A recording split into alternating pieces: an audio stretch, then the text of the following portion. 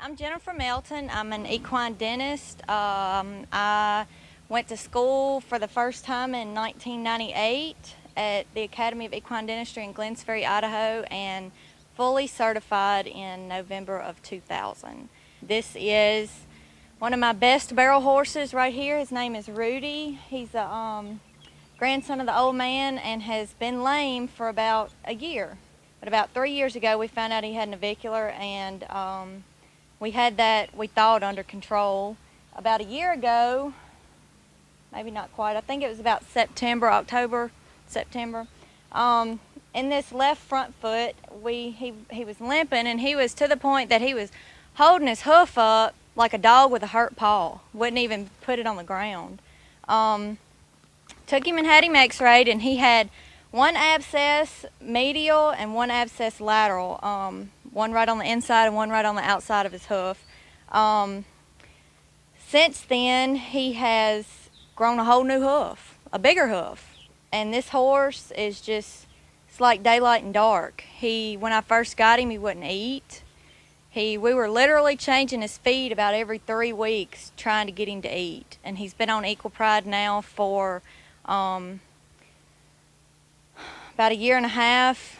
He's shiny. This was a horse. I really never had any trouble with any of my horses and their coat. But this was a horse in the middle of July. He would be hairy like it was November.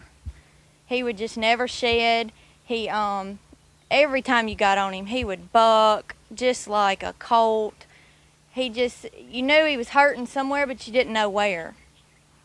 This is probably the best turnaround in any horse I've ever seen, because he literally would not eat. I was baking him cookies trying to get him to eat out of oats and the Equal Pride.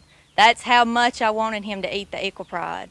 I know it probably did something to the probiotics in it, but I figured if I could just get something in him that he would live. Because, I mean, it was to the point where, I was fixing to say, we're fixing to have to dig a hole, because he just wouldn't eat.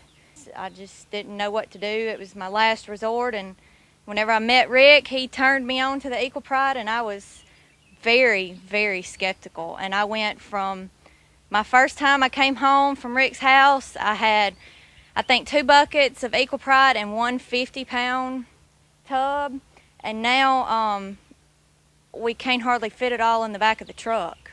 I went from buying about $150 worth to, I think this last time I bought about $1,800 worth. So, and I wouldn't care if it was twice that much, I would still buy it, because the difference that it makes is well worth it.